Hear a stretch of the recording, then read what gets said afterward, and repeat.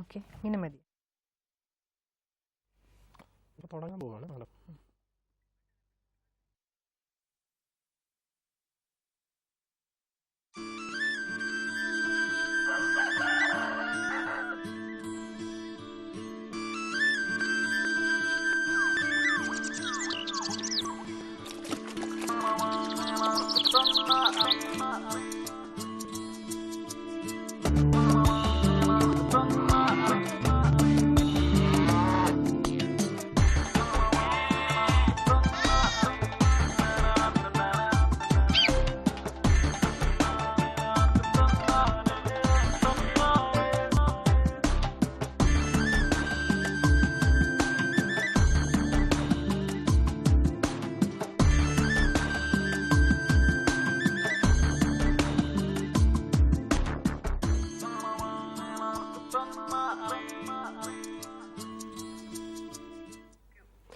നമസ്കാരം.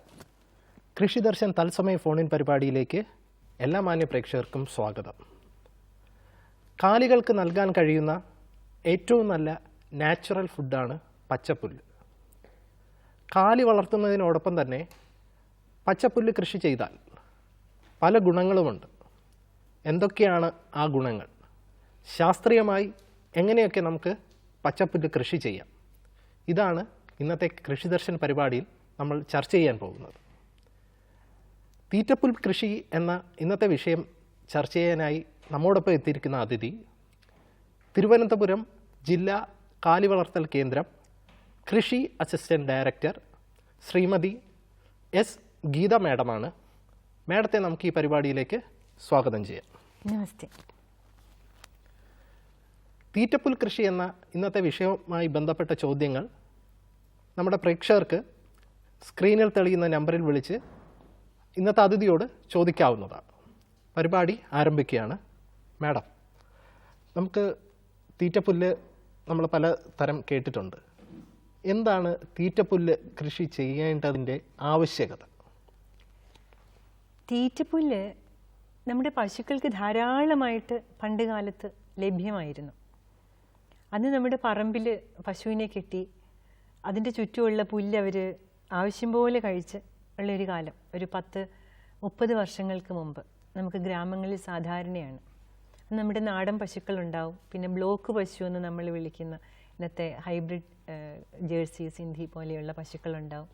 ഇവരെല്ലാം ധാരാളമായിട്ട് ഇവർക്ക് നന്നായി പുല്ല് കിട്ടിയിരുന്നു. ഇപ്പോൾ നമുക്ക് കൃഷിസ്ഥലമില്ല, ഉള്ള സ്ഥലത്ത് നമ്മൾ പുല്ല് കൃഷി ചെയ്യുമോ മറ്റുള്ള വിളകൾ കൃഷി ചെയ്യുമോ എന്നുള്ള ഒരു കൺഫ്യൂഷന്. ആ സ്ഥിതിക്ക് നമുക്ക് പുല്ല് എത്ര ഇനി കൃഷി ചെയ്യാൻ പറ്റും? ആ ഒരു കുറച്ചെങ്കിലും പഴയ കാലം പുനഃസൃഷ്ടിച്ചില്ലെങ്കിൽ നമുക്ക് പാൽ ആവശ്യമാണ്, മായം ചേരാത്ത പാല് വേണം, പശുവിനെ ആവശ്യമാണ്, എന്നാൽ നമുക്ക് പുല്ലില്ല. അപ്പോൾ തീറ്റപ്പുല്ല് വെച്ചാൽ ഒരുപാട് വർഗം പുല്ലുണ്ട്. പശുവിന് കഴിക്കാൻ പറ്റുന്ന പുല്ല്, ആ പുല്ല് കൃഷി ചെയ്യുക എന്നുള്ളത് ഇന്ന് കാലഘട്ടത്തിൻ്റെ ആവശ്യമാണ്. ഒരു പശുവിനെ ഒരു കർഷകൻ വളർത്തുമ്പോൾ പുറത്തു നിന്ന് പുല്ല് മേടിച്ച് ആ പശുവിന് കൊടുത്തുകൊണ്ട് വളർത്തുക എന്നുള്ളത് വളരെയധികം സാമ്പത്തിക ചെലവുള്ള കാര്യമാണ്. അപ്പോൾ തന്നെ പലപ്പോഴും നമ്മുടെയൊക്കെ കൃഷിഭവനുകളിൽ അല്ലെങ്കിൽ നമ്മുടെ എല്ലാം യൂണിറ്റുകളിൽ വന്നിട്ട് ആളുകൾ പറയാറുണ്ട്, പശുവിനെ വളർത്താൻ വലിയ ഇഷ്ടമാണ്, പക്ഷെ പുല്ലെവിടെ കിട്ടും? അതാണ് അവരുടെ വിഷയം. വൈക്കോല് മാത്രം പോരാ, പച്ചപ്പുല്ല് എന്തായാലും ആവശ്യമാണ്. അപ്പോൾ ഇതാണ് തീറ്റപ്പുല്ല് കൃഷി ചെയ്യേണ്ടതിൻ്റെ ആദ്യത്തെ ആവശ്യകത. പശുവിനെ വളർത്തുന്നതിന് കൊടുക്കേണ്ട ഏറ്റവും പ്രധാനപ്പെട്ട ആഹാരം നമ്മുടെ വീട്ടിൽ തന്നെ ഉണ്ടാക്കുക. അതാണ് തീറ്റപ്പുൽ കൃഷി. രണ്ടാമത്തെ കാര്യം, അതിന് കുറച്ചും കൂടെ വിശാലമായിട്ട് ചിന്തിക്കുമ്പോൾ നമുക്ക് നമ്മുടെ വീട്ടിലൊരു പശുവിനെ വളർത്തുന്നതിന് മാത്രമല്ല, ഇനിയിപ്പോൾ അയൽവക്കത്തോ നാട്ടിലെവിടെ പശുക്കളുണ്ടെങ്കിലും നമുക്കുള്ള സ്ഥലത്ത് കുറച്ച് പുല്ല് കൃഷി ചെയ്താൽ മറ്റുള്ളവർക്കും അത് പ്രയോജനമാണല്ലോ. ഈ രണ്ട് രീതിയിലും നോക്കുമ്പോൾ തീറ്റപ്പുൽ കൃഷി ഇന്ന് കാലഘട്ടത്തിൻ്റെ ആവശ്യകതയായിട്ട് മാറിയിരിക്കുകയാണ്. മാഡം, ഈ പുല്ല് നമ്മളിപ്പോൾ കേൾക്കുന്നവർ ചോദിക്കാം, വൈക്കോല് കൊടുത്താൽ പോരെ, അല്ലെങ്കിൽ ബിയർ വേസ്റ്റ് അതേപോലുള്ള വേറെ പരുഷാഹാരങ്ങളുണ്ട്, അത് കൊടുത്താൽ പോരെ, എന്തുകൊണ്ട് തീറ്റപ്പുല്ല് തന്നെ അല്ലെങ്കിൽ പച്ചപ്പുല്ല് തന്നെ കൊടുക്കണം എന്ന് എന്തുകൊണ്ടാണ് പറയുന്നത്? അതുകൊണ്ട് എന്തെങ്കിലും പശുവിന് പ്രത്യേകിച്ച് ഗുണങ്ങളുണ്ടോ? അല്ലെങ്കിൽ ഇത് കൊടുക്കാതിരുന്നത് കൊണ്ട് പശുവിന് എന്തെങ്കിലും ദോഷങ്ങളുണ്ടാകുന്നുണ്ടോ? തീർച്ചയായും അത് വളരെ നല്ല ചോദ്യമാണ്. പലരും ചോദിക്കാറുണ്ട്, നമ്മളോട് തന്നെ പലരും ചോദിക്കും, എന്തിനാ ഈ പച്ചപ്പുല്ല്, വൈക്കോല് പോരെ? കാരണം അവർക്ക് സൗകര്യം വൈക്കോലാണ്. അപ്പോൾ ഈ ഇല്ലാത്ത സ്ഥലത്ത് പോയി പുല്ല് വെട്ടി കൊണ്ടുവന്ന് പശുവിന് കൊടുത്ത് കുറച്ച് വേസ്റ്റായി പിറ്റേന്നത്തേക്ക് അത് കൊടുക്കണോ കൊടുക്കാതിരിക്കണോ, പിന്നെ ഇത് കൊണ്ടുവരാനുള്ള വലിയ പ്രയാസം. ഇന്ന് പല സ്ഥലത്തും നമ്മൾ പുല്ല് കാണും, പക്ഷേ അത് വെട്ടിക്കൊണ്ടുവരാൻ എന്തൊരു പ്രയാസമാണ്. വീട്ടിൽ ആരും ഇതിനൊക്കെ പോവുക? ഓരോന്നിനും കൂലിക്ക് ആളിനെ വെക്കാനും പ്രയാസമാണ്. വളരെ ആവശ്യമുള്ള കാര്യമാണ് പച്ചപ്പുല്ല്. ഇപ്പോൾ അതിന് ഒരു മുന്നോടിയായിട്ട് പറഞ്ഞാൽ, നമ്മുടെ വീട്ടിൽ വളർത്തുന്ന കോഴി അല്ലെങ്കിൽ പൂച്ച അല്ലെങ്കിൽ പട്ടിക്കുഞ്ഞ് അല്ലെങ്കിൽ നമ്മൾ അഴിച്ചു വിടുന്ന ഏത് മൃഗവും പക്ഷിയും നമ്മൾ നോക്കുമ്പോൾ കാണാം പുല്ല് കൊത്തി തിന്നും. വല്ലപ്പോഴുമെങ്കിലും പോയിട്ട് പച്ചപ്പുല്ല് അതാണ് ഒരു പുൽക്കൊടി ഉണ്ടെങ്കിൽ ഉടനെ അത് കൊത്തി കൊത്തി തിന്നും. കോഴി സ്ഥിരമായിട്ട് ചെയ്യുന്ന കാര്യമാണ്. അപ്പോൾ പണ്ടൊക്കെ നമ്മുടെ വല്യമ്മച്ചി, എൻ്റെയൊക്കെ മുതിർന്ന ആളുകൾ പറയും, ദഹിക്കാനുള്ളപ്പോഴാണ് ഇത് പുല്ല് കൊത്തി തിന്നുന്നതെന്ന് പറയും. ദഹിക്കാനുള്ളപ്പോൾ പുല്ല് തിന്നുക. അപ്പോൾ പ്രകൃതി തന്നെ ഈ മൃഗങ്ങൾക്ക്, പക്ഷികൾക്ക് കൊടുത്തൊരു കഴിവാണ്. അവർക്ക് മനസ്സിലാവും അവരുടെ ദഹന വ്യവസ്ഥ, പശുവിനെ സംബന്ധിച്ച് ദഹന വ്യവസ്ഥ ഏറ്റവും അധികം ശരിയായി പ്രവർത്തിക്കുന്നതിന് ഈ പച്ചപ്പുല്ല് ആവശ്യമാണ്. അതിലടങ്ങിയിട്ടുള്ള ക്രൂഡ് പ്രോട്ടീന്, അതിലടങ്ങിയിട്ടുള്ള ഫൈബർ, അതിലടങ്ങിയിട്ടുള്ള പച്ച നിറം കൊടുക്കുന്ന ഈ പദാർത്ഥം, ഇതെല്ലാം പശുവിൻ്റെ ദഹന വ്യവസ്ഥയ്ക്ക് വളരെ ആവശ്യമാണ്. രണ്ടാമത് റൂമൻ, അതിൻ്റെ നമുക്കറിയാം, ഈ പശുവിനൊക്കെ അയവിറക്കുന്ന മൃഗങ്ങൾക്കൊക്കെ ഈ ദഹന വ്യവസ്ഥ 4 അറകളാണ്. 4 അറകളുണ്ടെന്ന് പറയും. അതെ അതെ അതെ. അപ്പോൾ അങ്ങനെ ഈ റൂമൻ, അതിൻ്റെ ഈ ദഹന വ്യവസ്ഥയുണ്ടല്ലോ, അത് വളരെ ശരിയായിട്ട് നടക്കുന്നതിന് ഈ പച്ചപ്പുല്ല് വളരെ ആവശ്യമാണ്. അപ്പോൾ ഈ മൃഗങ്ങൾക്കൊക്കെ ഉമിനീര്, ഇത്ര അളവ് ഉമിനീര് വരണമെന്നുണ്ട്. ഇത്രയും അളവ് ഉമിനീര് വന്നാലേ ഇവർക്ക് ഈ അയവിറക്കാനും തിരിച്ചങ്ങോട്ട് വിടാനും ഒക്കെ സാധിക്കും. അപ്പോൾ ഇത്രയും ഉമിനീരുണ്ടാകുന്നതിന് ഈ പച്ചപ്പുല്ല് തന്നെ വേണം. അതിന് വൈക്കോലോ ഉണക്ക നമ്മുടെ മറ്റു കൊടുക്കുന്ന കാലിത്തീറ്റകളോ ഒന്നും പോരാ. ഈ പ്രകൃതിയുടെ ഇത്രയും വരദാനമായ ഈ പച്ച നിറത്തിലുള്ള ഈ പച്ചപ്പുല്ല് തന്നെ വേണം. അപ്പോൾ ഇത് രണ്ടും സംഭവിച്ചില്ലെങ്കിൽ ദഹന വ്യവസ്ഥയും ശരിയാകുന്നില്ല. പിന്നെ ഏറ്റവും പ്രധാനം ഇതിൻ്റെ ഈ നമ്മൾ പശു പ്രസവിക്കണം, കുഞ്ഞുണ്ടാകണം, അതിൻ്റെ ഗർഭകാലം വളരെയധികം നന്നായിട്ട് നടക്കണം. ഇപ്പോൾ ഒക്കെ വെറ്റിനറി സർജൻ വന്നിട്ട് എത്രയോ കാലമായിട്ട് വെറ്റിനറി സർജനാണ് പശുവിൻ്റെ പ്രസവം എടുക്കുന്നത്. പണ്ടൊക്കെ അതെ അതങ്ങ് നാച്ചുറലായിട്ട് സാധാരണമായിട്ട് പ്രസവിച്ചു പോകുന്നിടത്ത് ഇന്നിപ്പോൾ ഡോക്ടർ വന്നിട്ട് തീർച്ചയായിട്ടും ഇതിൻ്റെ ഗർഭാശയം, ഇതിൻ്റെ വളർച്ച പ്രാപിക്കുന്നതിന്, ഇതിൻ്റെ ഈ ഒരു പ്രത്യുൽപാദന വ്യവസ്ഥ നന്നായി നടക്കുന്നതിനൊക്കെ പച്ചപ്പുല്ല് വളരെയധികം ആവശ്യമാണ്. ഇല്ലെങ്കിൽ ഗർഭാശയ രോഗങ്ങൾ അല്ലെങ്കിൽ ഗർഭാശയ വ്യവസ്ഥ തകരാറിലാവുമ്പോൾ മനുഷ്യനാണെങ്കിലും നമ്മൾ ഡോക്ടർമാർക്ക് പറഞ്ഞു തരാറുണ്ട് നമുക്ക്. മാഡം, നമുക്കൊരു കോൾ ഉണ്ട്, അതിനുശേഷം തിരിച്ചു വരാം. ഹലോ, കൃഷി ദർശൻ പരിപാടിയിലേക്ക് സ്വാഗതം. ആരാണ്? മാഡത്തോട് ചോദിച്ചോളൂ.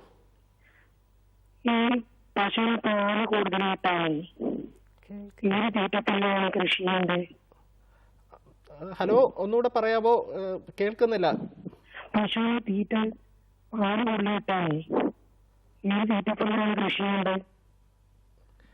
താങ്കളുടെ ചോദ്യം മനസ്സിലായി.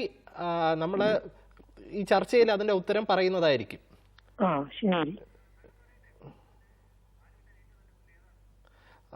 മാഡം, അവർ ചോദിക്കുന്നത് നമ്മള് ഏറ്റവും നല്ല പുല്ല് ഏതാണ്?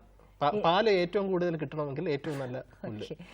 പാല് ഏറ്റവും കൂടുതൽ കിട്ടുന്നതിന് ഏറ്റവും നല്ല പുല്ല്, അത് കൃഷിക്കാരുടെ എപ്പോഴും ഉള്ള സംശയമാണ്. നമുക്ക് പാല് കിട്ടുന്നതിന് പച്ചപ്പുല്ല് കൊടുക്കുക. പച്ചപ്പുല്ല് കിട്ടുന്ന ലഭ്യമായ പുല്ലുകൾ അതേതാണെന്ന് ആലോചിക്കുകയായിരിക്കും നല്ലത്. നമുക്കിപ്പോൾ ഉദാഹരണത്തിന് നമ്മുടെ ചുറ്റും, നമ്മുടെ ഈ പറമ്പുകളിൽ സാധാരണ കിട്ടുന്ന പുല്ലുകളുണ്ട്. ഏത് പുല്ല് കൊടുത്താലും പാല് നന്നായി കിട്ടും. പക്ഷേ ഇപ്പോൾ ഈ വികസിപ്പിച്ചെടുത്തിരിക്കുന്ന ഇനങ്ങളുണ്ട്, നമ്മുടെ യൂണിവേഴ്സിറ്റികളിൽ വികസിപ്പിച്ചെടുത്ത ഇനങ്ങൾ. അതിൻ്റെ പുൽക്കടകളും ലഭ്യമാണ്. അതായത് ഇപ്പോൾ കോ 3, കോ 4, കോ 5 കോയമ്പത്തൂരിൽ വികസിപ്പിച്ചെടുക്കുന്ന ആയതുകൊണ്ടാണ് ഈ കോ ഇതൊക്കെ കൊടുത്താൽ തീർച്ചയായിട്ടും അത് നമുക്ക് 20 കിലോ പുല്ലാണ് ഒരു പശുവിന് ഒരു ദിവസം നമ്മൾ പറയുന്നത്. അപ്പോൾ 20 കിലോ പുല്ല് അങ്ങനെ കൊടുത്തു കഴിഞ്ഞാൽ തീർച്ചയായും നന്നായിട്ട് പാലുൽപാദനം നടക്കും. തീർച്ചയായും നടക്കും. ഹലോ ഫാത്തിമ, വിളിച്ചതിന് നന്ദി. വീണ്ടും വിളിക്കുക. മാഡം നമുക്ക് ചർച്ചയിലേക്ക് തീർച്ചയായും വരാം. നമ്മൾ പറഞ്ഞുകൊണ്ടിരുന്നത് ഈ തീറ്റപ്പുല്ല് എന്തുകൊണ്ടാണ് പശുവിന് അത്യാവശ്യം, അതിന്റെ ദഹന വ്യവസ്ഥയുമായി ഇതിനുള്ള ബന്ധം, ഇതൊക്കെയാണ് നമ്മൾ പറഞ്ഞുകൊണ്ടിരുന്നത്. ശരിയാണ്. അപ്പോൾ ദഹന വ്യവസ്ഥ അത് നമ്മൾ പറഞ്ഞു, അയവിറക്കാൻ ഇത് സലൈവ ഉമിനീരുണ്ടാവാൻ വളരെ ആവശ്യമാണ്. ഗർഭാശയ വ്യവസ്ഥ ഈ പ്രത്യുൽപാദന വ്യവസ്ഥയ്ക്ക് വളരെയധികം ആവശ്യമാണ്. ഈ ഗർഭാശയ വ്യവസ്ഥ തകരാറിലാവുമ്പോൾ നമുക്ക് തന്നെ മനുഷ്യർക്ക് തന്നെ ഡോക്ടർമാർ പറയാറുണ്ട് കാലിൽ നീര് വരിക, പ്രത്യേകിച്ച് ഉപ്പൂറ്റിയുടെ ഭാഗത്ത് നീര് വരിക, ഇതൊക്കെ ഗർഭാശയവുമായി ബന്ധപ്പെട്ട് പറയാറുണ്ട്. അതുപോലെ തന്നെ ഈ പശുവിന് ഇപ്പം ഞാനിപ്പോൾ ജോലി ചെയ്യുന്നതൊരു കന്നുകാലി വളർത്തൽ കേന്ദ്രത്തിലാണ്. അവിടെ ഡോക്ടർമാർ ഇടയ്ക്കിടയ്ക്ക് പറയാറുണ്ട് ഇനി പുല്ല് കുറവാണ് മാഡം, അതുകൊണ്ട് ഇതിന് പിന്നെ ഇങ്ങനെ പാല് കുറയുന്നു എന്ന് പറയും. പിന്നെ ഒരു ദിവസം നോക്കുമ്പോൾ ഇതിൻ്റെ കാലിന് മുടന്ത് വരെ വരും, നീർക്കെട്ട് വന്നിട്ട്. അപ്പോൾ കുളമ്പിൻ്റെ ഭാഗത്ത് കാലിനൊക്കെ നീർക്കെട്ട് വന്ന് മുടന്തിലേക്ക് പോകുന്നൊരവസ്ഥ വരും. അതായത് അതിൻ്റെ ശരീരം നന്നായി മെയിൻറ്റെയിൻ ചെയ്ത് കൊണ്ടുപോകാൻ, അതിൻ്റെ വ്യവസ്ഥകൾ ദഹന വ്യവസ്ഥയും പ്രത്യുൽപാദന വ്യവസ്ഥയും നന്നായി കൊണ്ടുപോകാനൊക്കെ പച്ചപ്പുല്ല് തന്നെ വേണം. അതിന് വൈക്കോല് മാത്രമോ നമ്മുടെ ഉണങ്ങിയിരിക്കുന്ന കാലിത്തീറ്റകളോ പോരാ. മാഡം നമുക്കൊരു കോളുണ്ട്, അതെടുത്തിട്ട് തിരിച്ചു വരാം. ഹലോ, കൃഷിദർശൻ പരിപാടിയിലേക്ക് സ്വാഗതം. ആരാണ്? നമസ്കാരം, ഞാൻ മഞ്ചേരി എടവണ്ണ പത്തപ്പെരിയത്ത് വിളിക്കുന്നേ. അതെ, മാഡത്തോട് ചോദിച്ചോളൂ. മാഡം നമസ്കാരമുണ്ട്. നമസ്തേ. മാഡം, നമ്മള് ഒരു പശുവിന് ഏകദേശം എത്ര സ്ഥലത്ത് നമ്മള് പുല്ല് കൃഷി ചെയ്യേണ്ടി വരും ഒരു പശു വളർത്തണമെന്നുണ്ടെങ്കിൽ? ഓക്കെ, നല്ല ചോദ്യം. ഞാൻ ഇതൊക്കെ പറയാനിരുന്നതാണ്, പക്ഷെ ഇപ്പൊ ചോദ്യത്തിലൂടെ ആദ്യമേ അങ്ങ് പറയുകയാണ്. അതിൻ്റെ ഒരു കണക്ക് ഞാൻ പറഞ്ഞുതരാം. നമുക്ക് ഈ ഒരു സെന്റിൽ നമുക്ക് 100 കട പുല്ല് നടാം, 100 ചുവട് പുല്ല് നടാം. ഒരു ചുവട് പുല്ലിൽ നിന്ന് ഒരു പ്രാവശ്യം അറക്കുമ്പോൾ ഏതാണ്ട് 4 കിലോ പുല്ല് നമുക്ക് കിട്ടും. അപ്പോൾ ഒരു പശുവിന് 20 കിലോ പുല്ലാണ് നമ്മൾ പറയുന്നത്.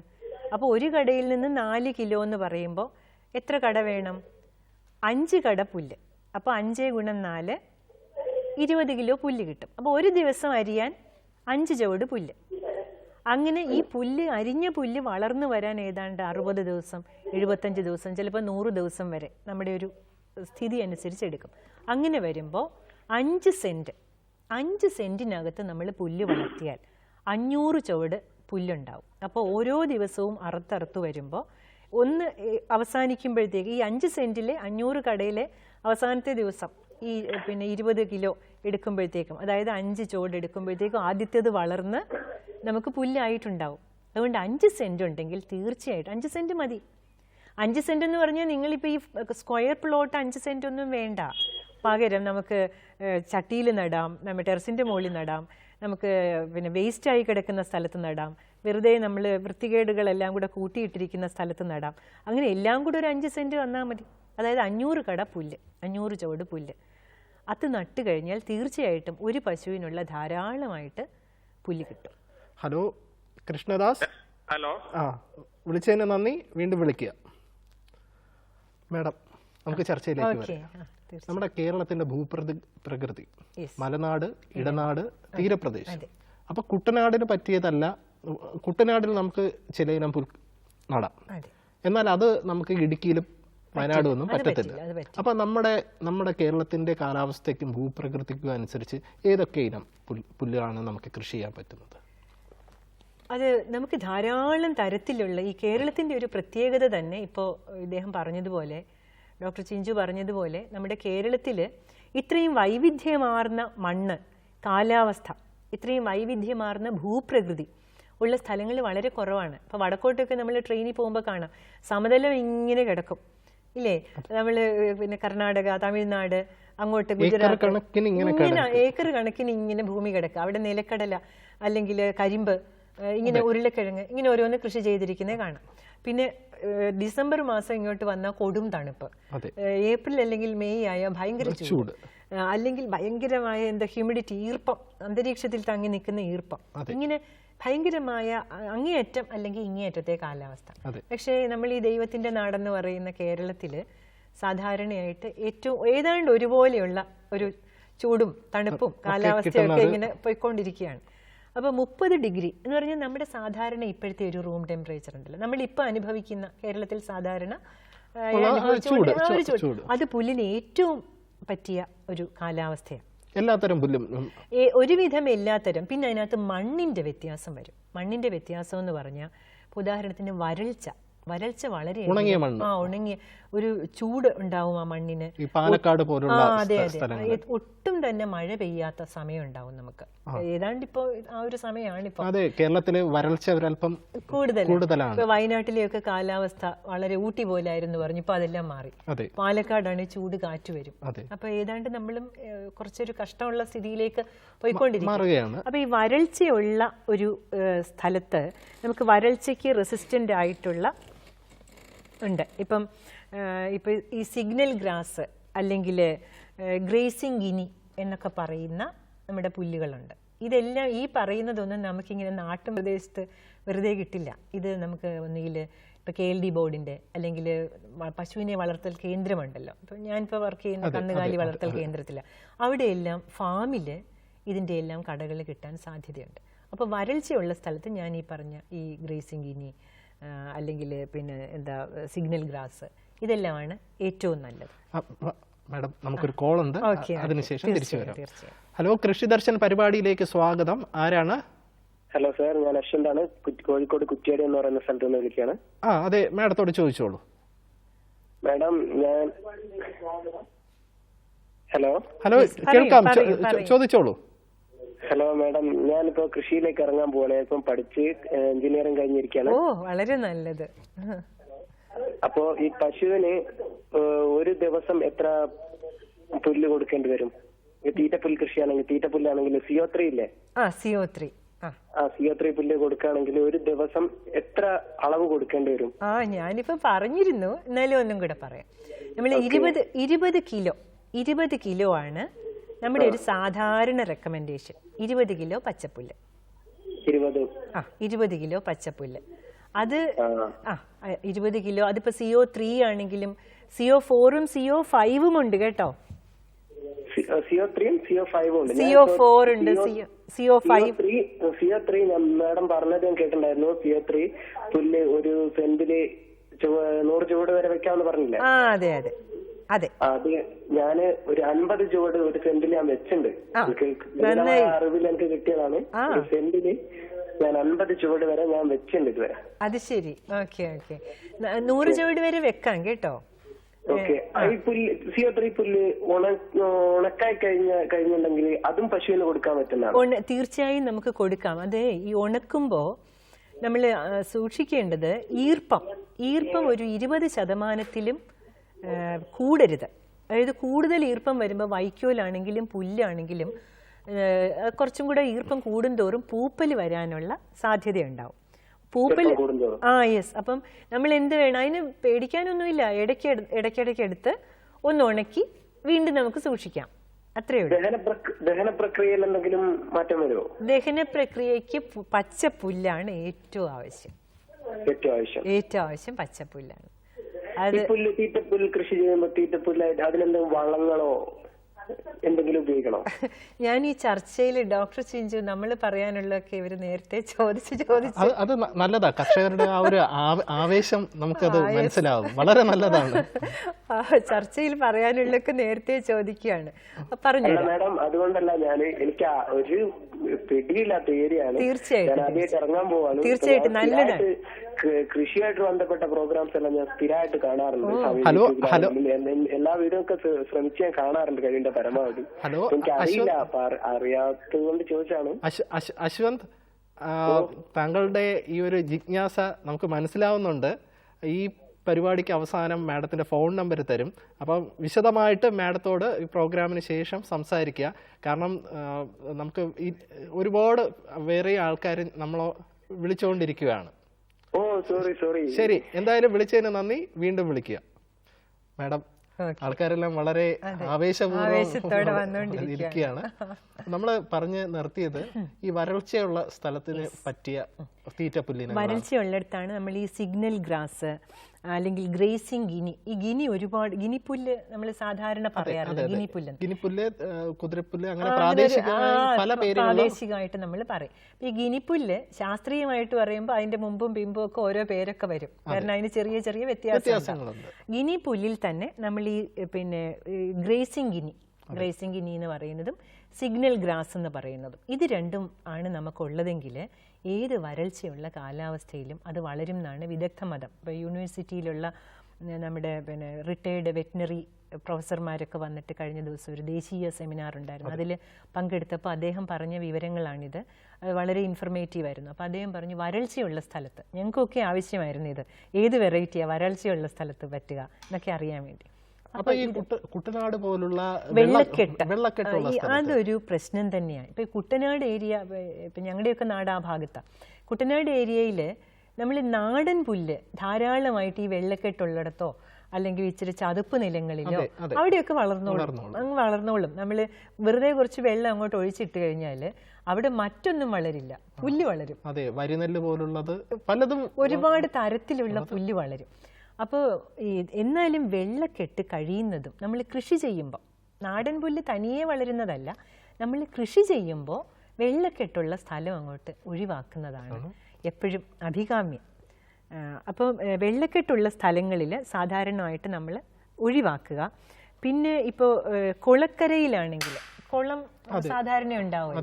അപ്പോൾ അതിൻ്റെ കരയിൽ നമ്മുടെ ഈ ഗ്രേസിംഗ് ഗിനി എന്ന് പറഞ്ഞ സാധനം കുളത്തിന്റെ കരയിൽ നമ്മൾ ബ്രഹ്മിയൊക്കെ ആറിന്റെ തീരങ്ങളിൽ വളർത്തുമല്ലോ, അതുപോലെ കുളക്കരയിൽ പുല്ല് വളർത്തുന്നുണ്ടെങ്കിൽ ഈ ഗ്രേസിംഗ്, മറ്റെല്ലാം വളർത്താൻ കേട്ടോ, പക്ഷെ ഏറ്റവും നന്നായിട്ട് വളരുന്നത് ഈ ഗ്രേസിംഗ് ഗിനി ആയിരിക്കും. അവിടത്തേക്ക് യോജിച്ച പുല്ല് അതാണ്. പിന്നെ നമുക്ക് ഇപ്പം ഈ നനവുള്ള, അതായത് ഇറിഗേഷൻ. മാഡം നമുക്കൊരു കോളുണ്ട്, അതിനുശേഷം. ശരി ശരി. ഹലോ, കൃഷിദർശൻ പരിപാടിയിലേക്ക് സ്വാഗതം. ആരാണ്? ഗുഡ് ഈവനിങ് സാർ, ഞാൻ വികാസ് ആണ്, ഇപ്പൊ കോയമ്പത്തൂരിൽ നിന്നാണ് സംസാരിക്കുന്നത്. അതെ വികാസ്, ചോദിച്ചോളൂ. സാർ ഞാൻ വികാസ് ആണ്, വികാസ് കോയമ്പത്തൂർ. അതെ അതെ, ചോദിച്ചോളൂ. സാർ ഒരു മാഡത്തോട് ഡൗട്ട് ചോദിക്കാനുണ്ടായിരുന്നു. Good evening madam. Good evening, പറഞ്ഞോളൂ. മാഡം, ഈ അസോള എന്ന് പറയുന്ന ഒരു ചെടി, നമ്മുടെ പായൽ പോലുള്ള ഒരു വർഗം, അത് നമുക്ക് ഈ തീറ്റപ്പുല്ലുമായിട്ട് റീപ്ലേസ് ചെയ്യാൻ പറ്റും? റീപ്ലേസ് ചെയ്തെന്ന് വികാസ് എന്താ ഉദ്ദേശിച്ചേ? റീപ്ലേസ് എന്ന് പറഞ്ഞാൽ ഈ നമുക്ക് തീറ്റപ്പുല്ല് കൊടുക്കുന്നതിന് പകരം കുറച്ച് അസോളയെ കൂടി മിക്സ് ചെയ്ത് ഇത് പശുക്കൾക്ക് കൊടുക്കാൻ പറ്റും. തീർച്ചയായിട്ടും. 20 കിലോഗ്രാം പുല്ല് നമുക്ക് പെട്ടെന്ന് അവൈലബിൾ ആവാൻ വളരെ ബുദ്ധിമുട്ടുണ്ട്. അത് അസോള കൊടുക്കാം. അത് വികാസിന് അസോള കൃഷി ചെയ്യുന്ന രീതി അറിയാമോ? കൃഷി ചെയ്യുന്ന എങ്ങനെയാണെന്നറിയാമോ അസോള? അസോള കൃഷി ചെയ്യുന്നതിന് നമുക്ക് ശുദ്ധജലത്തിൽ തന്നെ വളർത്താം അസോള. അതൊരു ചെറിയ വളരെ കുഞ്ഞു സസ്യമാണ്. അതെടുത്തിട്ട് ഇപ്പോൾ ഈ പായല്, ആൽഗ എന്നൊക്കെ പറയുന്ന പോലെ വളരെ പൊടിയായിട്ടുള്ളൊരു സസ്യം, അതങ്ങ് വളരുകയും ചെയ്യും പെട്ടെന്ന്. അപ്പോൾ ടാങ്കിൽ വളർത്താം, അല്ലെങ്കിൽ ചെറിയ കുപ്പിയിൽ പോലും വളർത്താം. കൊച്ചു കുപ്പിക്കകത്ത് വെള്ളം എടുത്തിട്ട് അസോള ഒരെണ്ണം കൊണ്ടിട്ട് കഴിഞ്ഞാൽ കുറച്ച് ദിവസം കഴിയുമ്പോൾ അവിടെ മുഴുവൻ പടർന്നതങ്ങ് വളരും. അപ്പോൾ ചെറിയ നമ്മുടെ ചാണകം വെള്ളത്തിൽ കലക്കിയിട്ട് അതിൻ്റെ തെളി ഒഴിച്ചു കൊടുത്താൽ മതി. പലയിടത്തും ഞാൻ കണ്ടിട്ടുണ്ട് ചാണകം അങ്ങോട്ട് കട്ടിക്ക് കലക്കി അതിൻ്റെ പുറത്ത് അസോള ഇടുക. അതിലെ ഒരു പ്രശ്നം എന്ന് പറഞ്ഞാൽ പശുവിന് ഈ ചാണകത്തിൻ്റെ ഗന്ധം ഇഷ്ടപ്പെടില്ല. അപ്പം നമ്മുടെ ഫാമിൽ തന്നെ ചില ദിവസങ്ങളിൽ ചാണകത്തിന്റെ പുറത്ത് കിടക്കുന്ന അസോള പശു തിന്നില്ല, അതങ്ങ് മാറ്റിക്കളയും. പശു വളരെ സെൻസിറ്റീവാണ് ഈ ഗന്ധം, രുചി, ഇതൊക്കെ. അപ്പോ അത് നമ്മൾ ശ്രദ്ധിക്കണം. ഏതൊരു ജീവിയാലും അതിന്റെ വിസർജ്യത്തിലുള്ളത് കഴിക്കാൻ ബുദ്ധിമുട്ടായിരിക്കും. നമുക്കും അങ്ങനെ തന്നെയല്ലേ.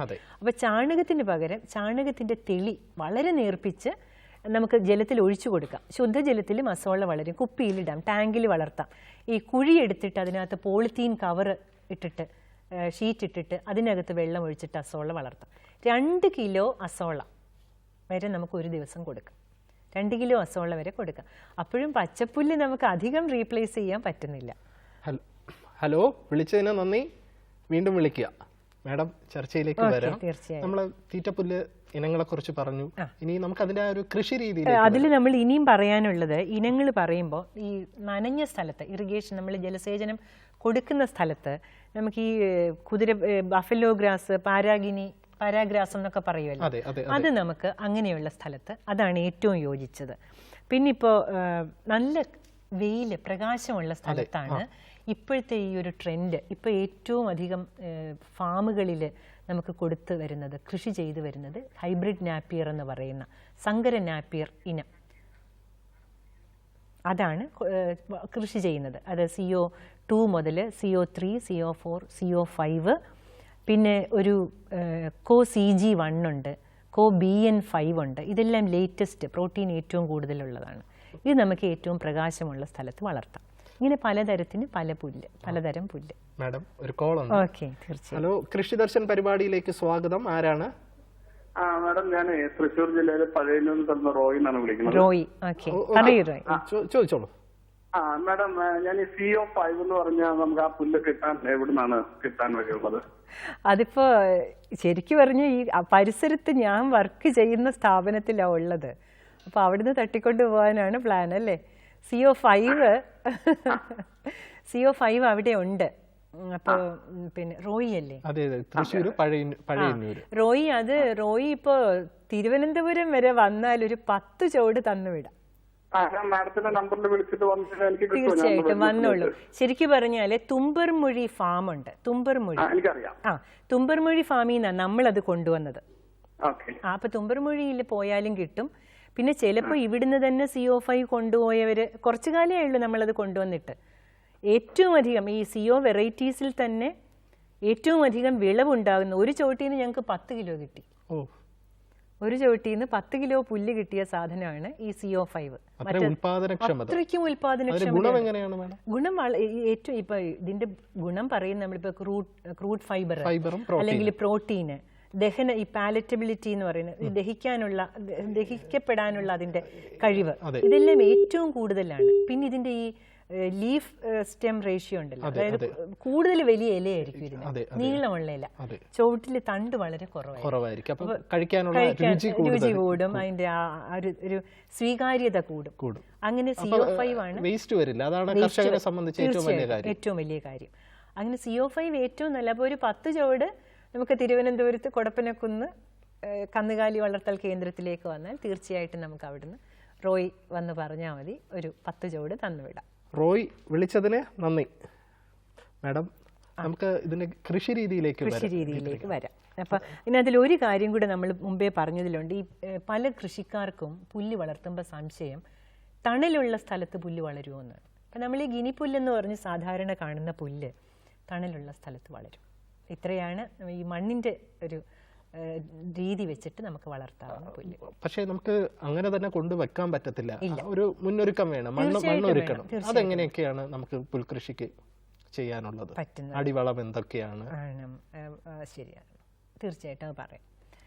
നമ്മൾ ഈ നിലം ഒരുക്കണം.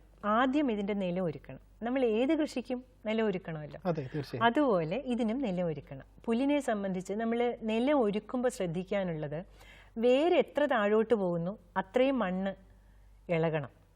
വേര് വരുംതോറും ആ വേര് എത്തുന്ന വരെയുള്ള മണ്ണ് ഇളകണം. സാധാരണ നമ്മൾ അരയടി താഴ്ചയിലാണ് ആദ്യം ഇളക്കിയിടുക. ഇനിയിപ്പോൾ അതിനേക്കാട്ട് കുറച്ച് കൂടുതൽ വന്നാൽ അത്രയും നല്ലത്. അപ്പോൾ ഒരു മൺവെട്ടി കൊണ്ട് കിളയ്ക്കുമ്പോൾ സാധാരണ അരയടി വരെയാണ്, അല്ലെങ്കിൽ കുന്താലി കൊണ്ട്. മാഡം, നമുക്കൊരു കോളുണ്ട്.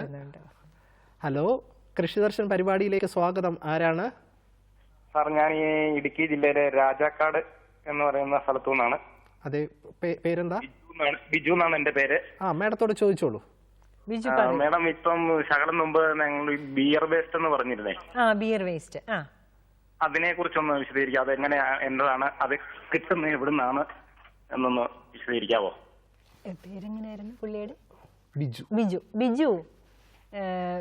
അത് ബിയർ വേസ്റ്റ് നമ്മൾ കർഷകർ കൊടുത്ത് കണ്ടിട്ടുള്ളതാണ്. അപ്പോൾ അത് അവർ ചാക്കുകളിൽ വരുത്തുക ചെയ്യുന്നത്. ഇപ്പം നമ്മുടെ ഫാമിൻ്റെ തൊട്ടടുത്ത് നമ്മൾ പശുവിനെ വാങ്ങാൻ പോയൊരു സ്ഥലത്ത് ഈ ബിയർ വേസ്റ്റ് അവർ കൊടുക്കുന്നുണ്ട്. നമ്മുടെ ഈ ഫാമിൽ ശരിക്കും പറഞ്ഞാൽ ബിയർ വേസ്റ്റ് നമ്മൾ ഇപ്പോൾ കൊടുത്തുകൊണ്ടിരുന്നില്ല. നമ്മൾ പച്ചപ്പുല്ല് ശാസ്ത്രീയമായിട്ട് പറഞ്ഞിരിക്കുന്ന കാര്യങ്ങൾ മാത്രം. ഫാമേഴ്സ് ഒരുപാട് കാര്യങ്ങൾ കൃഷിക്കാർ പശുവിന് കൊടുക്കുന്നുണ്ട്, ഒരുപാട് കാര്യങ്ങൾ. നമ്മൾ ഇങ്ങനെ അതിശയിച്ചു പോകും, ഇവരെന്തെല്ലാം വെറൈറ്റി പിന്നെ ആഹാരമാണ് ഇവർക്ക് കൊടുക്കുന്നത്. എത്ര കൊടുത്താലും മതിയാവുകയില്ല. അപ്പോൾ ബിയർ വേസ്റ്റ് അവർ ചാക്കിൽ കൊണ്ടുവരികയാണ്. ബിജു ഒരു കാര്യം ചെയ്യാമോ, എൻ്റെ ഫോൺ നമ്പർ ഇതിലുണ്ട്, ഞാൻ തൽക്കാലം അത് കളക്ട് ചെയ്തിട്ടില്ല, അത് എവിടെ നിന്നൊക്കെ കിട്ടും എന്നുള്ളത് തീർച്ചയായിട്ടും ഞാനത് പിന്നെ കളക്ട് ചെയ്ത് ബിജുവിന് എന്തായാലും പറഞ്ഞു തരും. ഹലോ കേട്ടോ? ഹലോ, തീർച്ചയായിട്ടും പറഞ്ഞു. ഹലോ, ഈ പ്രോഗ്രാമിന് അവസാനം നമ്മൾ മാഡത്തിന്റെ നമ്പർ പറയും, അത് എഴുതി എടുത്തിട്ട് മാഡത്തെ വിളിച്ചാൽ മതി. ഓക്കെ, വിളിച്ചതിന് നന്ദി. വീണ്ടും വിളിക്കുക മാഡം. നമ്മൾ നിലവൊരുക്കുന്നതിനെ കുറിച്ചാണ്. 15 സെന്റിമീറ്റർ വരെ നമ്മൾ സാധാരണ അരയടി 15 സെന്റിമീറ്റർ, അത് തന്നെ, അത് ശരിയാ. അപ്പോൾ അത് വരെയാക്കി ഇച്ചിരി കുറച്ചും കൂടെ കൂടിയാലും തരക്കേടില്ല. അത് അത്രയും ഇളക്കി കിളച്ച് കല്ലും കട്ടയൊക്കെ വൃത്തിയാക്കി, നമ്മളിപ്പോൾ ഒരു സ്ക്വയർ പ്ലോട്ട് ആണെങ്കിൽ അതിന് വരമ്പുണ്ടാക്കി നന്നായി ഉറപ്പിച്ച്, വരമ്പ് നന്നായി ഉറപ്പിക്കാം. അതല്ല, ഞാൻ പറഞ്ഞില്ലേ, ഈ വേസ്റ്റായിട്ട് കിടക്കുന്ന സ്ഥലങ്ങൾ, നമുക്ക് വേസ്റ്റായി കിടക്കുന്ന സ്ഥലങ്ങളിൽ പുല്ല് കൃഷി ചെയ്യാം. അവിടെ ഇതുപോലെ കിളയ്ക്കാം. ഇനിയിപ്പോൾ ഒരു ചുവട് പുല്ല് നടാനുള്ള സ്ഥലമേ നമുക്കുള്ളെങ്കിൽ അവിടെയും ഒരു അരയടി ആഴത്തിൽ കിളയ്ക്കാം. കുറച്ച് വലിയൊരു ചാക്ക് കിട്ടി, അല്ലെങ്കിൽ ഒരു വലിയ പാത്രം കിട്ടി, അല്ലെങ്കിൽ നമുക്ക് വെറുതെ പിന്നെ ചുമ്മാ ഒരു കുഴി കിടപ്പുണ്ട്, ഇവിടെയൊക്കെ നിങ്ങൾ കൊണ്ടുപോയിട്ട് ഓരോ കട പുല്ല് നട്ടോ, നിങ്ങൾക്ക് 4-5 ചുവടിൽ നിന്ന് ഒരു പശുവിന് കിട്ടുമല്ലോ. അപ്പോൾ ഓരോ കട പുല്ല് കിട്ടി. എന്തായാലും ഒരു സ്ക്വയർ പ്ലോട്ട് അല്ലെങ്കിൽ വെറുതെ കിടക്കുന്ന ഒരു ഭൂമിയാണെങ്കിലാണ് ഈ അരയടി കിളച്ച് നമ്മൾ വരമ്പൊക്കെ ഉണ്ടാക്കി കഴിഞ്ഞാൽ അടിവളമായിട്ട് ചാണകം ചേർക്കാം. ഉണക്കി പൊടിച്ച ചാണകമാണ് ഏറ്റവും നല്ലത്. അതായത് ഇപ്പം 1 ഹെക്ടറിന് വെച്ചാൽ 250 സെന്റ് ആണല്ലോ നമ്മൾ ഒരു ഹെക്ടർ എന്ന് പറയുന്നത്. 2.5 ഏക്കർ. അതെ, അവിടെ ഈ 2.5 ഏക്കറിന് 10 ടണ്ണാണ് നമ്മൾ പറയുന്നത് ഉണക്കി പൊടിച്ച്. അതിനനുസരിച്ച് ആനുപാതികമായിട്ട് ഇനിയിപ്പോൾ ഇതൊരു ശാസ്ത്രീയമായ കണക്കാണ്. ഇതില്ല എന്ന് വെച്ച് നമ്മൾ ഈ പുൽകൃഷി ചെയ്യാതെ ഇരിക്കേണ്ട. നമുക്ക് ഒരു കൈ ചാണകം, ഒരു കൈ ഉണക്ക ചാണകം കൊണ്ടുപോയിട്ട് ആ മണ്ണിലേക്ക് ഇടാൻ പറ്റിയാൽ അത് മതി. ഇനിയിപ്പോൾ ഒരു തരി ഉണക്ക ചാണകമേ ഉള്ളൂ, അത് കൊണ്ടുപോയി ഇട്ടോ, ഒന്നുമില്ലയോ വെറുതെ അങ്ങ് നട്ടോ, കുറച്ച് കഴിഞ്ഞിട്ട് ചാണകം. ഇത് ശാസ്ത്രീയമായിട്ടുള്ള ഒരു രീതി നമ്മൾ പറയുന്നത്. ശാസ്ത്രീയമായി കൃഷി ചെയ്യുമ്പോൾ 10 ടണ്ണാണ് ഒരു ഹെക്ടറിന്. 250 സെന്റിന് 10 ടൺ കൊടുക്കണം. അങ്ങനെ നമ്മൾ ഇതെല്ലാം ഇളക്കി ചേർത്ത് കഴിഞ്ഞാൽ വേണമെന്നുണ്ടെങ്കിൽ ചെറുതായിട്ടൊന്ന് നനയ്ക്കാം, വെള്ളം ഒന്ന് തളിച്ച് നനയ്ക്കാം. അത് കഴിഞ്ഞാൽ നേരത്തെ നമ്മൾ ഈ പുല്ലിന്റെ കട ഒന്ന് ഒരുക്കി വെക്കണം. പുല്ലിന്റെ കട ഒരുക്കി വെക്കണം. ഇപ്പം നമ്മൾ കിളച്ചെടുക്കുന്ന പുല്ലിന്റെ കടയാണല്ലോ, അതിലെപ്പോഴും വേരുണ്ടാവും. അപ്പോൾ ഈ വേര് ഉള്ള ഭാഗം അങ്ങ് ചെത്തിക്കളയും, വെട്ടി അങ്ങ് കളയും. ചെറിയായിട്ടൊരു വേര് നിന്നാൽ പ്രശ്നമൊന്നുമില്ല. മാഡം, നമ്മളിപ്പോ കപ്പത്തണ്ടിന്റെ കാര്യം എന്ന് പറയുമ്പോൾ അതിന്റെ ഏറ്റവും ചുവടിൽ നിന്നും എടുക്കരുത്, ഏറ്റവും മേലെ നിന്നും എടുക്കരുത്, നടുക്കുള്ള ഭാഗമാണ്. തീർച്ചയായിട്ടും ഏത് സ്റ്റെമ്മിനും ഏത് തണ്ടിനും ഏറ്റവും മുകളിലുള്ള ഭാഗവും ഏറ്റവും അടിയിലുള്ള ഭാഗവും ഒഴിവാക്കുന്നത് തന്നെയാണ് നല്ലത്. ഒന്ന് കിളിച്ച് വരാനുള്ള അതിൻ്റെ ഒരു കഴിവുണ്ടല്ലോ. ഇപ്പോൾ ഹോർമോൺ അതിൻ്റെ അറ്റത്ത് വന്ന് നിൽക്കണം, പിന്നെ അതിന് ഈ മുകുളം വരാനുള്ള സാധ്യതയുള്ള ഒരു ആക്സിൽ വേണം, അതിൻ്റെ ഒരു കക്ഷം വേണം. അതൊക്കെ ഏറ്റവും താഴെ നിന്നും ഏറ്റവും മുകളിൽ നിന്നും കളഞ്ഞ് നടുവിലത്തെ ആയിരിക്കും എപ്പോഴും നല്ലത്. അപ്പോൾ 3 മുട്ട് വെച്ച് മുറിക്കാം. അത് ഈ സങ്കര നേപ്പിയർ പോലുള്ള CO3 CO4 ഒക്കെ സങ്കര നേപ്പിയർ ആണ്. അതെ, അതിന്റെയൊക്കെ 2 മുട്ടാണോ നല്ലത്? 3 മുട്ട എപ്പോഴും നല്ലത്. കാരണം 2 മുട്ട് മണ്ണിന്റെ ചുവട്ടിലും 1 മുട്ട് മണ്ണിന്റെ മുകളിലും നിൽക്കുകയാണെങ്കിൽ എന്തായാലും നമുക്ക് കിളിച്ച് കിട്ടും. ഈ വേരും താഴെ കിളിച്ച് കിട്ടും, മുകളിൽ ഒരു മുകുളവും വന്ന് കിട്ടും. ഇത് രണ്ടും ആണല്ലോ ചെടി കിളിക്കാൻ വേണ്ടത്. അപ്പോൾ അതുകൊണ്ട് 3 മുട്ടാണ് ഏറ്റവും നല്ലത്. എന്ന് പറഞ്ഞ് 2 മുട്ട് വെച്ച് നട്ടു, 1 മുട്ട് താഴെയും 1 മുട്ട് മുകളിലുമായി വെച്ചു എന്ന് വെച്ച് കിളിക്കാതൊന്നും ഇരിക്കില്ല. ഏറ്റവും അധികം ഐഡിയലായിട്ടുള്ള മാതൃകാപരമായ കണ്ടീഷനാണ് നമ്മൾ ഈ പറയുന്നത് എപ്പോഴും. അപ്പോൾ 3 മുട്ട് വെച്ച് മുറിക്കാം, എന്നിട്ട് 2 മുട്ട് താഴെയാക്കി നടാം. നട്ട് വെച്ചിട്ട് ചരിച്ച് നടുക. അത് ഈ നടുന്നത് നമ്മൾ വെറുതെ അങ്ങ് നട്ടാൽ മതിയോ, അല്ല അതിന് സ്പേസിങ് ഇടയകലം എത്രയൊക്കെയാണ്? വേണം, തീർച്ചയായും വേണം ഇടയകലം. അതൊരു നല്ല ചോദ്യമാണ്. ഈ ഇടയകലം എന്ന് പറഞ്ഞാൽ 50 സെന്റിമീറ്റർ അകലത്തിൽ നടാം. 65 സെന്റിമീറ്ററാണ് ഈ കൃഷിക്കാർ നടുമ്പോൾ. 50 സെന്റിമീറ്റർ, അര മീറ്റർ ഇതിലങ്ങ് നട്ടുപോകും. 65 സെന്റിമീറ്ററാണ് ഇപ്പോൾ ഏറ്റവും അവസാനം സെമിനാറിൽ പോലും വിദഗ്ധർ പറഞ്ഞു. ഏകദേശം ഒരു 2 അടിയിലേക്ക് നമുക്ക് 1.5 അടിയാണ്, അല്ലെങ്കിൽ 2 അടി. ഇത് ഈ നമ്മൾ അകലം പാലിക്കുന്നത് ഒരു പ്രത്യേക കാര്യത്തിനാണ്. അറിയാമല്ലോ, നമ്മുടെ ഈ ചെടികൾ തമ്മിൽ അധികം മത്സരിക്കാതിരിക്കാൻ, ഇതിൻ്റെ ഇലകൾ തമ്മിൽ അധികം കൂടി ഞെരുങ്ങാതിരിക്കാൻ. ഇത് നന്നായി വളർന്ന് പുഷ്ടിച്ച് വരുമ്പോൾ വല്ലാതെ ഞെരുങ്ങും. ആ സമയത്ത് ഇതങ്ങ് മുകളിലേക്ക് വളരും. സൈഡിലേക്ക് വളരില്ല, എന്ന് പറഞ്ഞാൽ പുഷ്ടി കുറവായിരിക്കും. അതുകൊണ്ടാണ് വേണ്ടത്ര അകലം. അപ്പോൾ 65 സെൻറ്റിമീറ്റർ വെച്ച് നമുക്ക് നടാം, അല്ലെ 50 സെൻറ്റിമീറ്റർ മുതൽ 65 സെൻറ്റിമീറ്റർ വരെ അകലത്തിൽ മണ്ണിൽ ഈ 2 മുട്ട് താഴ്ത്തി ഇത്തിരി ചരിച്ച് തണ്ട് നട്ടുവെക്കണം. അങ്ങനെ വരുമ്പോൾ 1 സെൻറ്റിൽ നിങ്ങൾക്ക് ഏറ്റവും കുറഞ്ഞത് 100 ചുവട് നടാൻ പറ്റും. 100 മുതൽ 150 വരെ 100 എന്തായാലും. ഇത് നമ്മൾ പണ്ട് നടുന്ന പുല്ലിനങ്ങൾ അല്ലാണ്ട് നമ്മൾ വിത്ത് ഇടുന്ന ഉണ്ട്. ഈ വിത്ത് ഇടുന്നതെന്ന് പറഞ്ഞാൽ പലപ്പോഴും നമുക്ക് പുല്ല്, ഏറ്റവും പ്രധാനമായിട്ട് പറയാനുള്ളത് നമ്മുടെ വിദഗ്ധ മതം എന്ന് പറഞ്ഞാൽ പുല്ല് പൂക്കുന്നതിന് മുമ്പ്, അത് നമുക്കറിയാം ഏത് ചെടിയും പൂക്കാൻ തുടങ്ങുമ്പോൾ അതിൻ്റെ ഗുണം ഏറ്റവും നല്ലതായിരിക്കും. ഈ പൂത്ത് ഇത്തിരി അങ്ങോട്ട് കഴിയുമ്പോൾ അതിൻ്റെ ഗുണം പോയി.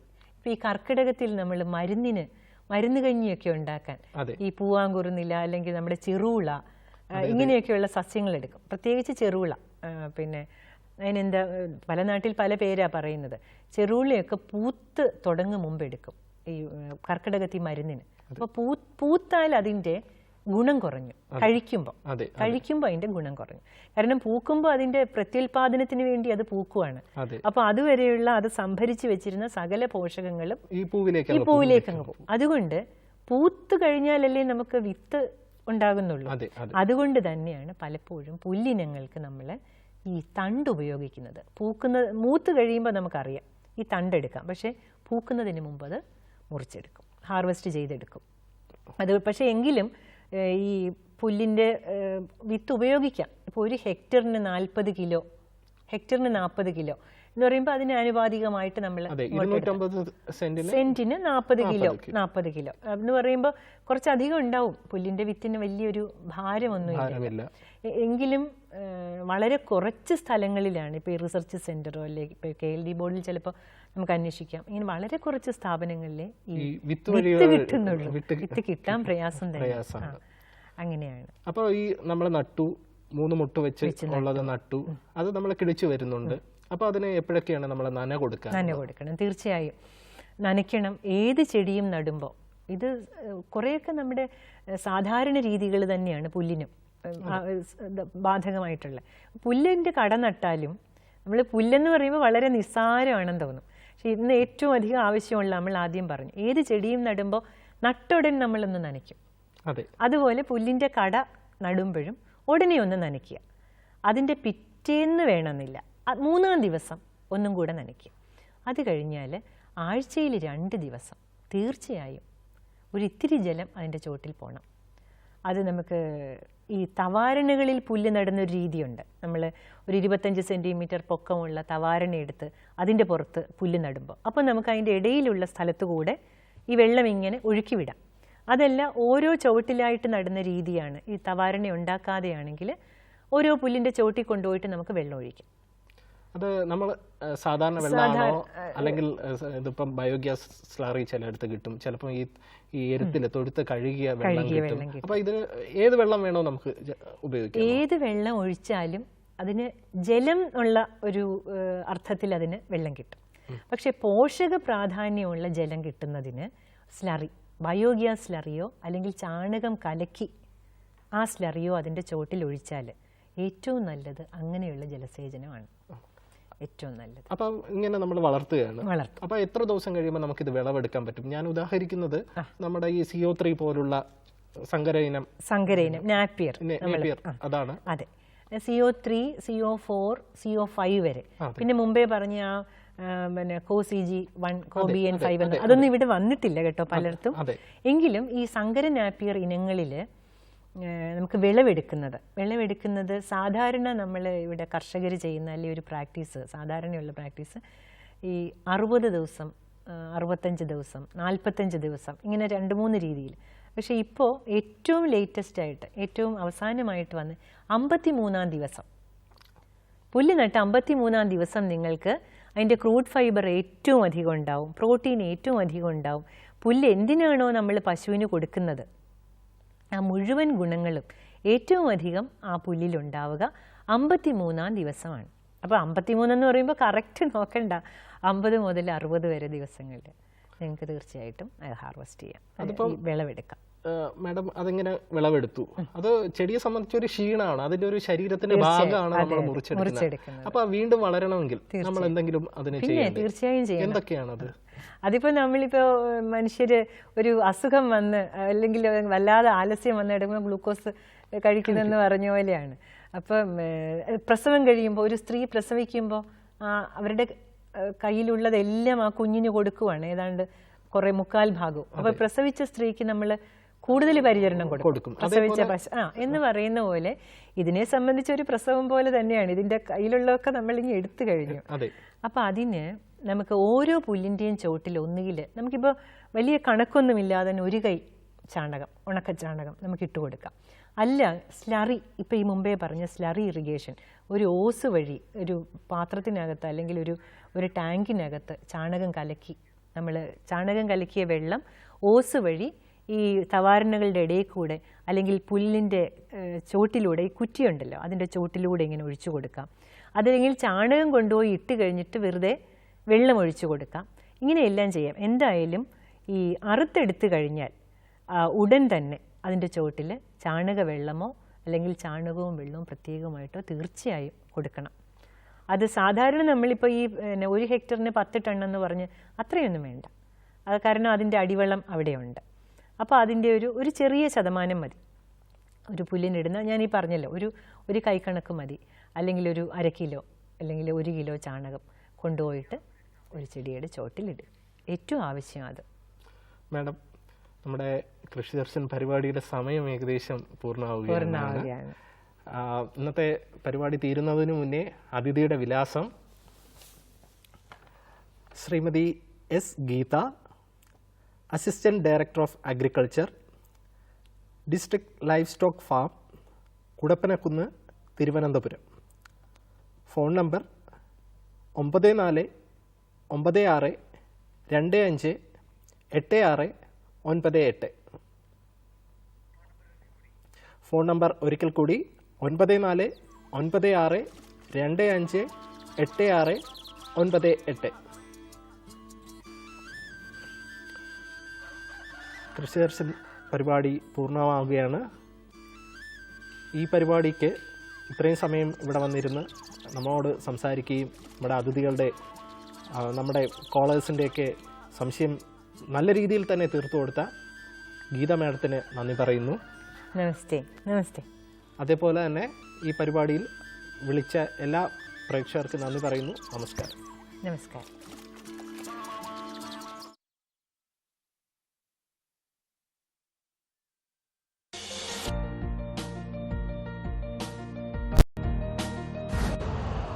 यूरिया का स्वदेशी उत्पादन 70 लाख टन बढ़ाने के लिए 6 उर्वरक संयंत्रों का उद्धार किया जा रहा है। CIL के गोरखपुर, सिंदरी, तलचर और रामागुंडम संयंत्र, HFCL की बरौनी इकाई और BVFCL की नामरू फोर्थ। सोने पर सुहागा ये है कि देश में अब बनेगा सिर्फ नीम लेपित यूरिया, क्योंकि इससे होगा किसानों का फायदा ही फायदा। अनाज का उत्पादन 10% तक बढ़ेगी 10 से 15% नाइट्रोजन क्षमता।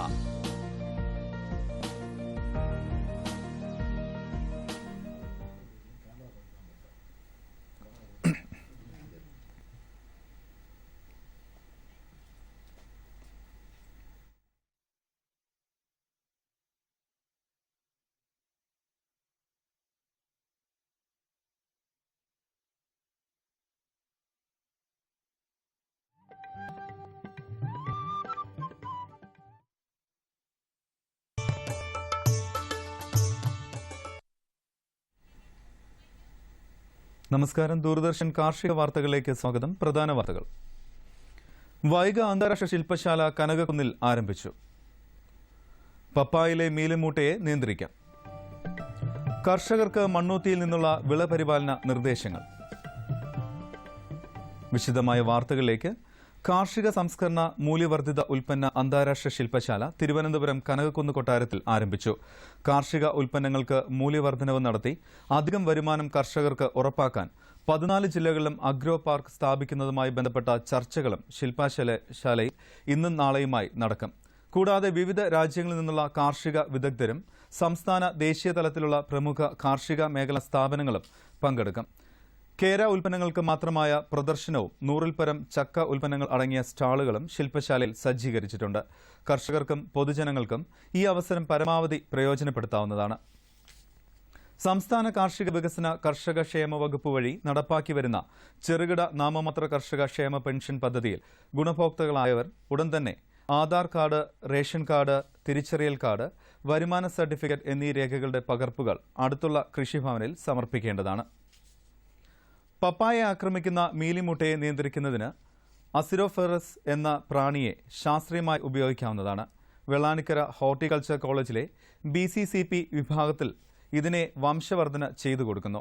കൂടുതൽ വിവരങ്ങൾക്ക് ബന്ധപ്പെടാവുന്ന ഫോൺ നമ്പർ 0487243841.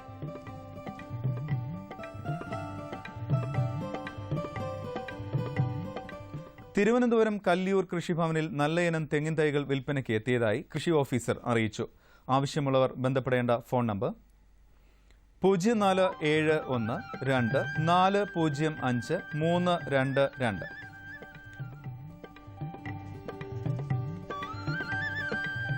കാർഷിക സർവകലാശാലയുടെ മണ്ണുത്തി കമ്മ്യൂണിക്കേഷൻ സെന്റർ കർഷകർക്ക് നൽകുന്ന വിളപരിപാലന നിർദ്ദേശങ്ങൾ. മുളക്, തക്കാളി, വഴുതന എന്നിവയിൽ സാധാരണ കാണുന്ന വാട്ടരോഗം കുറയ്ക്കാൻ നിലമൊരുക്കുന്ന സമയത്ത് തന്നെ സെന്റ് ഒന്നിന് 2.5 കിലോഗ്രാം കുമ്മായം ചേർക്കുന്നത് നല്ലതാണ്. ഒപ്പം മണ്ണിന്റെ നീർവാർച്ച ഉറപ്പുവരുത്തുകയും വേണം. നീരൂറ്റി കുടിക്കുന്ന വെള്ളീച്ചകൾ, ശലകകീടങ്ങൾ, മീലിമൂട്ടകൾ എന്നിവയ്ക്കെതിരെ വെർട്ടിസീലിയം എന്ന ജീവാണു കീടനാശിനിയും കായ്തുരപ്പൻ പുഴു, തണ്ടുതുരപ്പൻ പുഴു എന്നിവയ്ക്കെതിരെ ബിവേറിയ എന്ന ജീവാണു കീടനാശിനിയും 20 ഗ്രാം 1 ലിറ്റർ എന്ന തോതിൽ തളിക്കുക. ചിതൽ, ഉറുമ്പുകൾ, വേരുതീനിപ്പുഴുക്കൾ, ചാണകപ്പുഴുക്കൾ എന്നിവയ്ക്കെതിരെ മെറ്റോറൈസിയം 20 ഗ്രാം 1 ലിറ്റർ വെള്ളത്തിൽ കലക്കി മണ്ണിലും കമ്പോസ്റ്റ് കുഴികളിലും ഒഴിച്ചു കൊടുക്കുക. കൂടാതെ സ്യൂഡോമോണസ് എന്ന ജീവാണു കൾച്ചറിന്റെ പ്രയോഗം വഴി കുമിൾ രോഗങ്ങളെയും തടഞ്ഞു നിർത്താം. ഇനി കമ്പോള നിലവാരം. വെളിച്ചെണ്ണ കൊച്ചി ക്വിന്റലിന് 10,100 രൂപ, കോഴിക്കോട് 10,800, തൃശൂർ 10,100. കൊപ്ര കൊച്ചി 6,815, കോഴിക്കോട് 6,950, തൃശൂർ 6,840. കുരുമുളക് അൺഗാർബിൾഡ് 67,000, കുരുമുളക് ഗാർബിൾഡ് 70,000. ചുക്ക് മീഡിയം 12,500, ബെസ്റ്റ് 14,000 രൂപ. മഞ്ഞൾ സേലം 9,500, ഈറോഡിൽ 10,000 രൂപ. കൊച്ചി റബ്ബർ RSS 5 ഗ്രേഡ് 12,500 രൂപ, rubber RSS 4 grade 12,800. Kottayam rubber RSS 5 grade 12,500, rubber RSS 4 grade 12,800 രൂപ. കമ്പോള നിലവാരം കൊച്ചിയിൽ. വെളിച്ചെണ്ണ ക്വിന്റലിന് 10,100 രൂപ, കൊപ്ര 6,815, പിണ്ണാക്ക് എക്സ്പെല്ലർ 2,000 രൂപ, റോട്ടറി 2,300 രൂപ. കുരുമുളക് അൺഗാർബിൾഡ് 67,000 രൂപ, കുരുമുളക് ഗാർബിൾഡ് 70,000 രൂപ. ചുക്ക് മീഡിയം 12,500, ബെസ്റ്റ് 14,000 രൂപ. മഞ്ഞൾ നാടൻ 11,500 രൂപ. അടയ്ക്ക പുതിയത് 17,000 രൂപ മുതൽ 18,000 രൂപ വരെ. ജാതിക്ക തൊണ്ടൻ കിലോഗ്രാമിന് 225 രൂപ മുതൽ 245 രൂപ വരെ. ജാതിക്ക തൊണ്ടില്ലാത്തത് 425 മുതൽ 450 വരെ. ജാതിപത്രി 500 മുതൽ 875 വരെ. ഗ്രാമ്പു 795 രൂപ.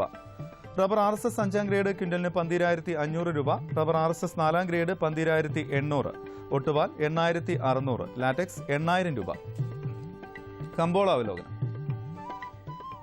അവധി വ്യാപാരത്തിൽ റബ്ബർ കരുത്ത് നിലനിർത്തിയത് കണ്ട് ടയർ നിർമ്മാതാക്കൾ പ്രമുഖ വിപണികൾ കേന്ദ്രീകരിച്ച് ഷീറ്റ് സംഭരണത്തിന് ഉത്സാഹിച്ചു.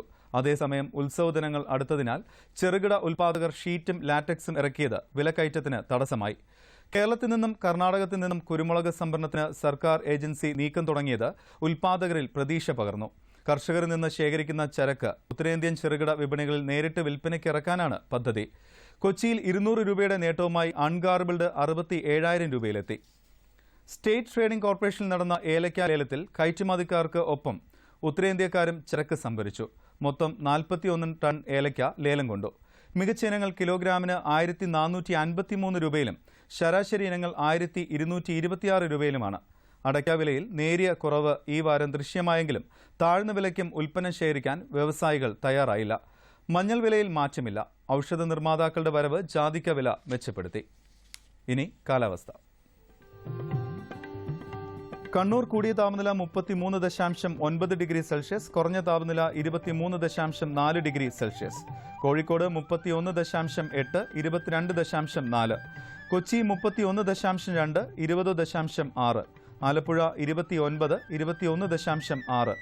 പുനലൂർ 27.6, 21. തിരുവനന്തപുരം കൂടിയ താപനില 30.8 ഡിഗ്രി സെൽഷ്യസ്, കുറഞ്ഞ താപനില 24 ഡിഗ്രി സെൽഷ്യസ്. ഇന്നത്തെ കാർഷിക വാർത്തകൾ സമാപിക്കുന്നു. നമസ്കാരം.